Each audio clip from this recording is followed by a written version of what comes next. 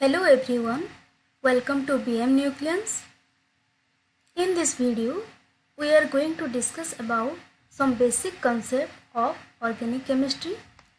जो हमने पहले वीडियो में भी डिस्कस किया था कुछ बेसिक कंसेप्ट के बारे में, इस वीडियो में कुछ और बेसिक कंसेप्ट के बारे में डिस्कस करेंगे। तो स्टार्ट करते हैं। पहले हाइब्रिडाइजेशन ऑफ कार्बन। तो कार्बन का हाइब्रिडाइजेशन जानने से पहले हमें हाइब्रिडाइजेशन क्या है उसके बारे में जानना पड़ेगा। तो हाइब्रिडाइजेशन क्या है? एटॉमिक ऑर्बिटल्स कंबाइन होके new set of equivalent orbitals form करते हैं और उसे हम हाइब्रिड ऑर्बिटल्स कहते हैं। तो उस हाइब्रिड ऑर्बिटल्स जब बॉन्ड फॉर्मेशन करने के लिए यूज होते हैं तो उसी प्रोसेस को ही हाइब्रिडाइजेशन कहते हैं। तो हाइब्रिडाइजेशन जानने का एक सिंपल फॉर्मूला है, यहाँ पर देखो, एटम प्लस लोन पेयर। तो जिसका भी हम हाइब्रिडाइजेशन निकालेंगे तो वो कितने एटम से अटैच हुआ है प्लस उसके पास कितने लोन पेयर है। ओके, तो इन केस ऑफ कार्बन का कोई भी लोन पेयर नहीं होता ऑर्गेनिक कंपाउंड में। तो हम कार्बन के केस में वो कितने एटम के साथ अटैच हुआ है बस वही देखेंगे। तो हाइब्रिडाइजेशन का टाइप्स क्या होता है? देखो, 3 types of hybridisation, sp3, sp2 and sp।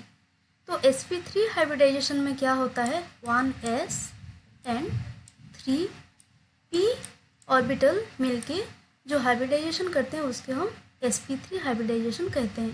sp2 में 1s orbital and 2p orbital मिलके sp2 हाइब्रिडाइजेशन करते हैं। sp में 1s and 1p orbital involve होते हैं हाइब्रिडाइजेशन में।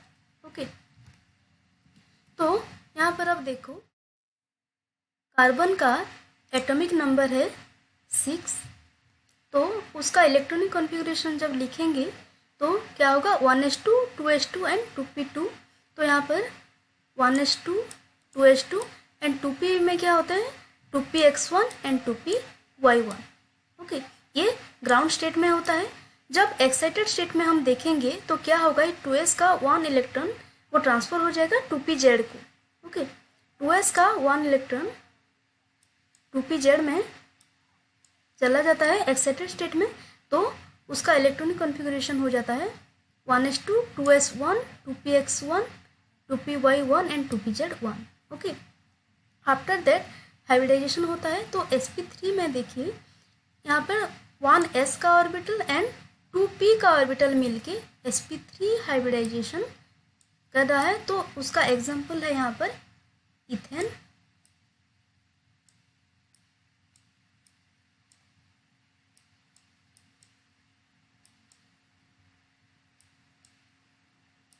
यहाँ पर अब अगर देखेंगे ये कार्बन का हाइब्रिडाइजेशन, तो ये जो फॉर्मूला में हम देखे थे कि कार्बन जो है कितने एटम से अटैच हुआ है उसको। तो यहाँ पर आप देखो 1, 2, 3 एंड 4। तो 1 जो s का एंड 3p। तो यहाँ पर sp3 हाइब्रिडाइजेशन। यहाँ पर कार्बन का कोई लोन पेयर नहीं है तो हम कितने एटम से अटैच हुआ है सिर्फ वही देखेंगे। तो इथेन में क्या होता है, sp3 हाइब्रिडाइजेशन। देन sp2 में क्या होता है, s का 1 ऑर्बिटल, s ऑर्बिटल का 1 इलेक्ट्रॉन एंड p का 2 इलेक्ट्रॉन, 2p का 2 इलेक्ट्रॉन मिलके ये sp2 हाइब्रिडाइजेशन देता है। यहाँ पर देखो, कार्बन 1, 2 एंड 3।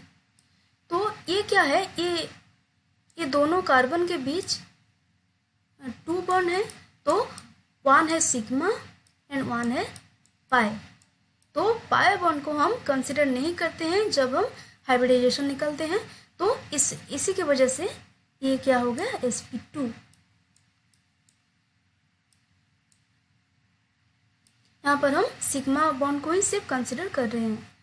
तो देन sp में क्या होता है 1s एंड 1p ऑर्बिटल मिलके sp हाइब्रिडेशन करते हैं।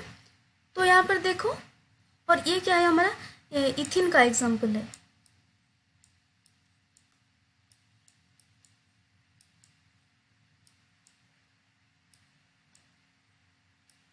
तो यहाँ पर 1s and 1p orbital sp hybridisation कर रहे हैं। तो यहाँ पर इस कार्बन को हम देखेंगे तो इस कार्बन से क्या है, ये 1 एटम अटैच हुआ है हाइड्रोजन का, और यहाँ पे जो कार्बन के साथ तीनों बॉन्ड फॉर्म कर रहा है तो वो हम एक को ही कंसिडर करेंगे, बिकॉज यहाँ पर तीनों बॉन्ड के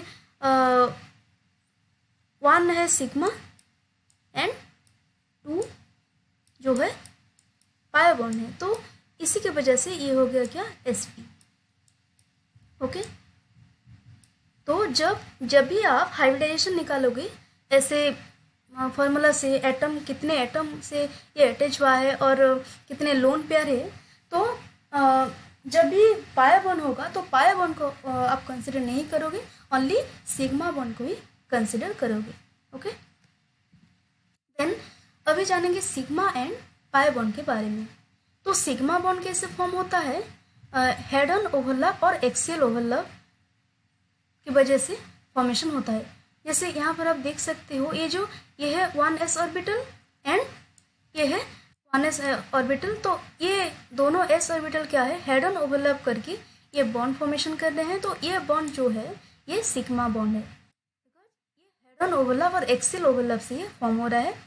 बिकॉज ऑफ एक्सियल ओवरलैप से ये सिग्मा बॉन्ड का फॉर्मेशन हो रहा है, इसी के वजह से ये सिग्मा बॉन्ड जो है वो स्ट्रॉन्ग बॉन्ड है। देन पाई बॉन्ड कैसे होता है, साइड वाइज ओवरलैप होके। यहाँ पर आप देख सकते हो ये दोनों p ऑर्बिटल क्या हो गया है, मतलब दोनों p ऑर्बिटल जो है साइड वाइज ओवरलैप करके ऐसे ये बॉन्ड फॉर्म कर रहे हैं यहाँ पे। तो ये क्या होता है, कंपेरेटिवली वीक होता है सिग्मा बॉन्ड से, क्योंकि सिग्मा बॉन्ड जो है एक्सियल ओवरलैप से फॉर्मेशन होता है और पाई बॉन्ड जो है साइड वाइज ओवरलैप से फॉर्मेशन होता है। आप यहाँ पर क्लियरली देख सकते हो, यहाँ पर जो है ये बॉन्ड जो है ये सिग्मा बॉन्ड है, ये हेड ऑन ओवरलैप से हुआ है। और ये जो देख सकते हो आप पाई बॉन्ड कैसे फॉर्म हो रहा है, ये दोनों p orbital side wise overlap करके ऐसे बॉन्ड फॉर्म कर रहे हैं। तो अगर हेड ऑन ओवरलैप होगा तो ज़्यादा ही स्ट्रांग होगा वो बॉन्ड जो कि सिग्मा बॉन्ड में होता है, और साइड वाइज ओवरलैपिंग की वजह से क्या होता है, इतना स्ट्रांग नहीं हो पाता पाई बॉन्ड। ओके, देन हम क्लासिफिकेशन ऑफ ऑर्गेनिक कंपाउंड के बारे में डिस्कस करेंगे। तो ऑर्गेनिक कंपाउंड को कैसे क्लासीफाई किया गया है देखते हैं। यहाँ पर फर्स्ट ऑर्गेनिक कंपाउंड को ये ओपन चेन, एसाइक्लिक और एलिफेटिक कंपाउंड में डिवाइड किया गया है, और सेकंड में क्लोज चेन, रिंग और साइक्लिक कंपाउंड। ओके, देन जो ये ओपन चेन है और एलिफेटिक कंपाउंड है वो अगेन डिवाइड हुआ है 2 टाइप्स में, one is straight chain and second one is branch chain. Okay, then close chain क्या हुआ है, वो अगेन 2 टाइप्स में डिवाइड हुआ है, वन इज कार्बोसाइक्लिक और homocyclic and second one heterocyclic. Then carbocyclic again 2 types में डिवाइड हुआ है, यहाँ पर one is alicyclic and second one is aromatic. Okay, तो ये था classification of organic compound. Then functional group. Okay, functional group क्या होता है, एन एटम और group of atoms that determine the characteristic properties of organic compound. Okay, तो organic compound का characteristic properties define करने के लिए, डिटरमाइन करने के लिए जो ग्रुप होता है वो है फंक्शनल ग्रुप। लाइक आल्केन में तो कोई भी नहीं होता, आल्किन में होता है C++C, यह आल्किन का फंक्शनल ग्रुप, एंड अल्काइन का C++C एंड हालाइड का X। ओके, तो X का मतलब क्या है, हेलोजन यहाँ पर। ओके, X का मतलब halogen, fluorine, chlorine, bromine and iodine. Okay, तो ये जो फंक्शनल ग्रुप है ये क्या करता है, जब एक ऑर्गेनिक कंपाउंड में किसी फंक्शनल ग्रुप प्रेजेंट होता है तो उसका जो प्रॉपर्टीज है उस कंपाउंड का वो डिटरमाइन करता है। यहाँ पर और फंक्शनल ग्रुप है लाइक अल्कोहल। अगर अल्कोहल हम कैसे जानेंगे ये कंपाउंड अल्कोहल है, अगर उसका फंक्शनल ग्रुप OH होगा। एल्डिहाइड में CHO, कीटोन में C11O, नाइट्रेल में C111N और CN, ईथर में ROR। तो यहाँ पर जो R है वो एक अल्किल ग्रुप है। Carboxylic acid COOH, carboxylate ions COO minus, Easter COOR। यहाँ पर भी R जो है वो अल्किल ग्रुप है, लाइक मिथाइल, इथाइल कोई भी हो सकता है। देन एसिल हैलाइड में क्या है COX।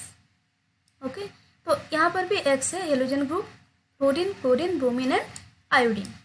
देन एमाइन में क्या है NH2 NHN। ओके, NH2 में से एक हाइड्रोजन को रिप्लेस करके NH, देन और एक हाइड्रोजन को रिप्लेस करके N, ऐसे हुआ है एमाइन में। और एमाइड में क्या है CONH2।